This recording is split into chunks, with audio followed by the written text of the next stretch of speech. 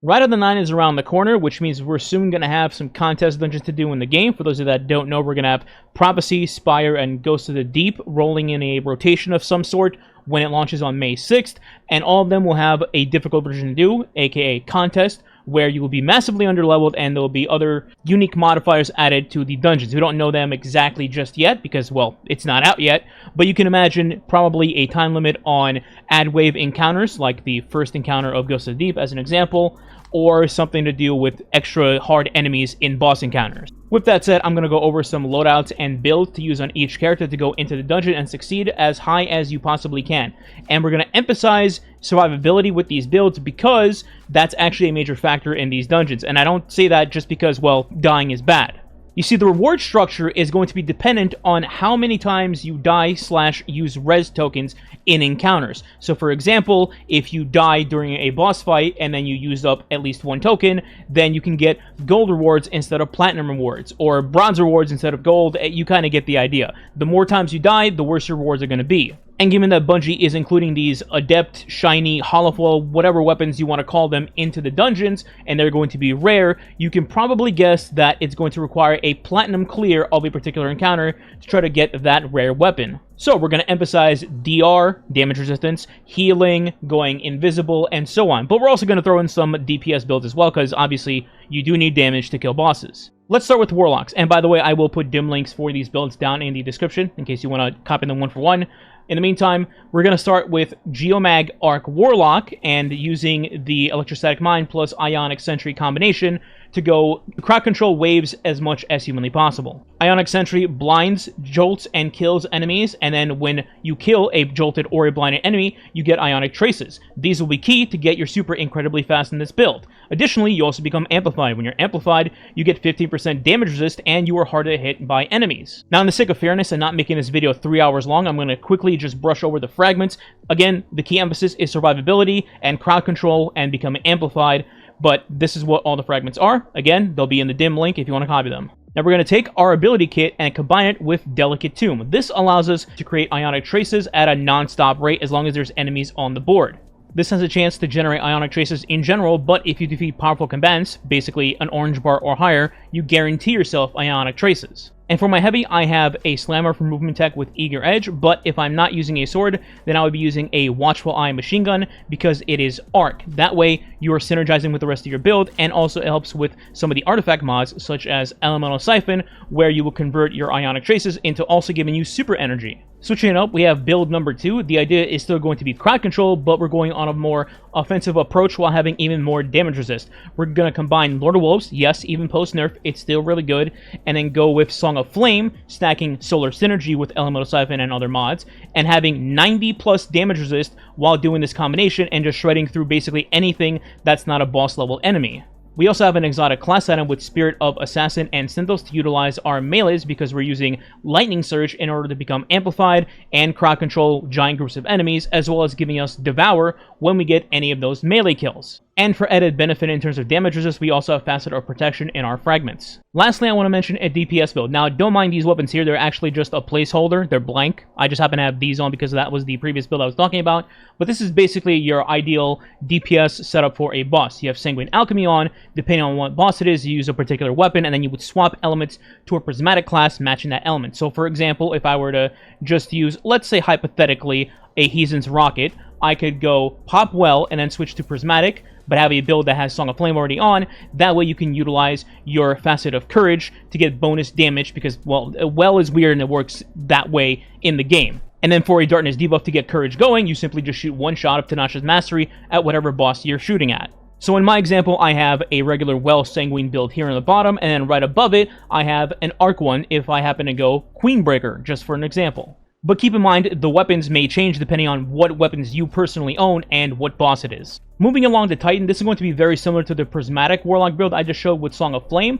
We're utilizing Spirit of Assassin, again with Synthos, to give us melee damage for our Consecration, because Consecration is still insane. And then also Spirit of Assassin, for anytime we do get melee kills, we're instantly invisible and getting away from any other enemies that happen to be alive, like yellow bars. Now for weapons, I am, again, utilizing Lord of Wolves because its damage will still be crazy. However, if you want to lean more into just getting your prismatic as much as humanly possible, you can replace it with things like Velocity Baton. Or if you want to put a Waveframe GL in your top slot, you could also use Lost Signal and have the best of both worlds with Lost Signal plus Lord of Wolves. The heavy comes down to the same thing. I'm using a Eager Edge Sword for movement tech, but if you're not planning to use that or don't have that, you could opt to swap to a machine gun, a GL, even a rocket, and then utilize the Perpetual Destruction mod in the artifact to give you ammo back if you're using like a bipod rocket. In terms of abilities, it's more of the same. You have Consecration for your silly damage, you have Knockout to heal you in case you don't have any more Consecrations left, and then you have some Darkness abilities just to build your Darkness meter, and of course Frenzy Blade also provides you with 3 melee charges. And then in the fragments, the main one again is going to be Faster Protection. For when you're surrounded, you get more damage resist, and also Balance helps with getting back some melee energy as you're using your melees. On the other side of the coin, in terms of boss fights, we're swapping out our exotic class item and going for Curse of the Falling Star as our exotic chess piece, as our super is Thunder Crash.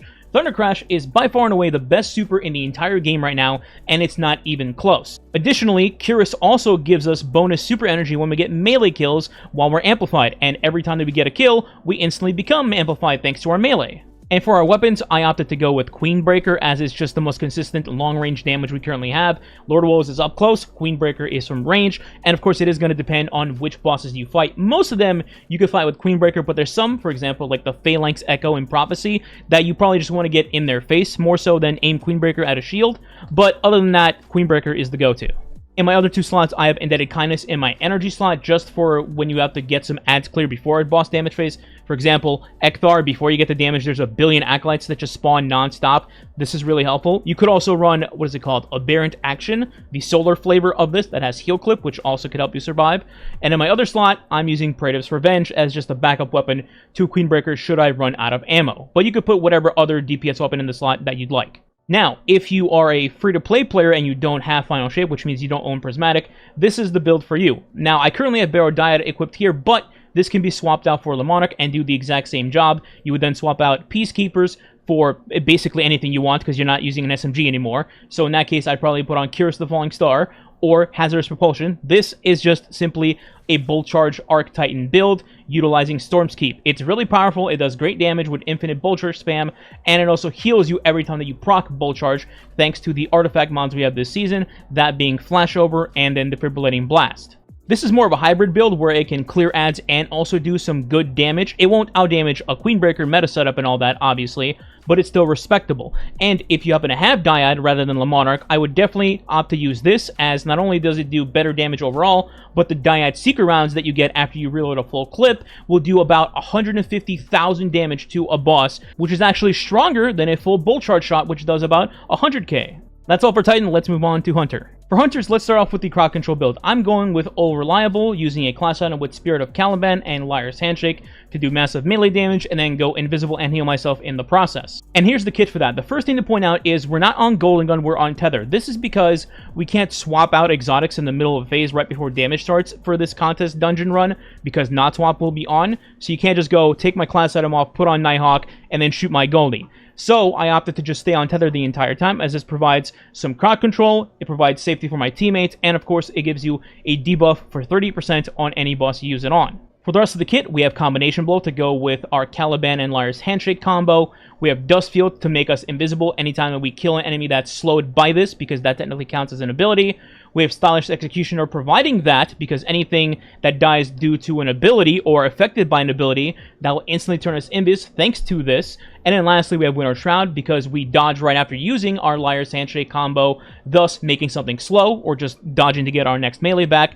And then again, anytime we kill that next enemy, we will go invis. In terms of fragments, we have Facet of Protection, just like the other 2 classes for more DR, and also Facet of Ruin, for anytime that we shatter our enemies, we do bonus damage. As for the weapon loadout, now, normally I would just say, yeah, put on Lord of Wolves just like the other 2 classes, but given that this build is entirely made up of going right into the enemy's face and punching them, you kind of already have the close range portion covered. Choir of One technically covers both. It can do a close range Wyvern burst shot that does a ton of damage, or you can use it as a ranged option with its ADS mode and still do respectable damage on whatever you're trying to kill. Then in our kinetic slot, we have Tenacious Mastery. Now this is good on any character in general, but on hunters in specific, with this prismatic setup, it is so good because anytime we just shoot an enemy and happen to, let's say, kill a red bar with one shot, it technically slowed it, which was then a darkness debuff, which then would proc Stylus Executioner and make us invis, even though we just did nothing but shoot our gun. And in my heavy slot, I went with another option for crowd control and ad clear, which is going to be corrective measures. Now, you could technically run like a bipod rocket or keep an eager sword on for movement tech if you'd like. I specifically went with a void LMG in the event that I want to match my surges. That way, choir and corrective measure are both void, and I can put surges on my boots, just to have bonus damage if I want to. And while we're on the crowd control section of hunters, I also want to give a shout out to the Gifted Conviction version of a Prismatic Hunter, which is largely the same. You're still going to add clear, go invis, and so on, but it's a little bit of a different setup with you using Ascension and Gifted Conviction, and then utilizing your strand abilities rather than having Dust Field and Combination Blow. And now for Hunter DPS, this is a pretty standard setup these days. We're utilizing Celestial Nighthawk Golden Gun with Still Hunt, and then putting a Heathen's Vengeance Rocket Launcher in our heavy slot with Elemental Honing. So since we're using Elemental Honing, we need all 5 elements. For Solar, we have Still Hunt, Heathen's, and Nighthawk. For Strand, we have an SMG, a Mirror Imago, doing the damage there.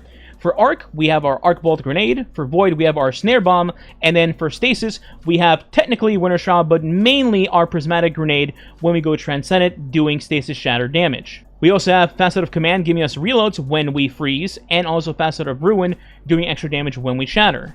We also have Facet of Dawn proccing Radiant for us when we throw our Snare Bomb, and then Radiant will give us bonus damage to our Golden Gun, both normally, but also for Limit Break in our artifact. Now, if you don't want to deal with Still Hunt rotations, we have the easy mode version for you, which is just going to be utilizing Queenbreaker and then your Celestial Nighthawk Golden Gun for most of your damage. You're also going to have 2 sidearms in the other 2 slots, providing crowd control clearing with Volt Shot, or Tenacious also providing Chill Clip on a boss, which would give you that Darkness debuff in order to do more damage with Courage. I do also want to mention you could opt to not run Nighthawk and instead just run Tether to give your team that 30% debuff, and then instead of running Golden Gun with Nighthawk, you would just then run Orpheus Rigs instead to get multiple supers in one boss fight if you need it. Quick edit here, almost forgot this part. So if the first dungeon for Rite of the 9 is going to be Ghosts, make sure that you bring Microcosm. Why? Well, in those dungeon encounters for the bosses, Samuma and Ekthar, they both have massive shields, and that's on normal, not on -25 contest, so it's going to be even more annoying. And even if it's not more annoying, if it's just a base default number, you still want to bring Microcosm, because unlike Arbalist, Microcosm can be used for both breaking the shield and also for damage. And remember, not swap is on, so you can't just use Arbalist and swap to a different exotic. At least Microcosm can both break the shield and be used for some decent damage. Don't forget, Microcosm gains bonus damage when you use your super, so Well, Tether, Thunder Crash, etc. It also does bonus damage to shielded targets. And finally, in the artifact, Harsh Refractions also does work on Microcosm to give you even more bonus damage. Just wanted to mention that. Alright, back to the video. Whew, okay, that is the builds I have for you today. I know it's a lot of yapping, but hopefully the rambling actually made some sense. One last thing, when the dungeons do drop and we know the actual order rotation of them, it'll probably be Prophecy first, you would think, but who knows. I will make a dedicated video to that particular contest version of the dungeon and make a whole encounter guide to them based on what changes they make. You know, if there's champions, if there are a bunch of yellow bars, if Marasov is just butt-ass naked out there, who knows, right? You guys need a guide for that though, right? Anyway, hope this helps. If you enjoyed the video, please consider subscribing today. It does help the channel grow and is much appreciated. If you want to go the extra mile, you can leave a like and or comment below as well. If you don't know what to leave as a comment, you can leave Marasov as the comment for no particular reason. Alright, thanks for watching. Catch you next time.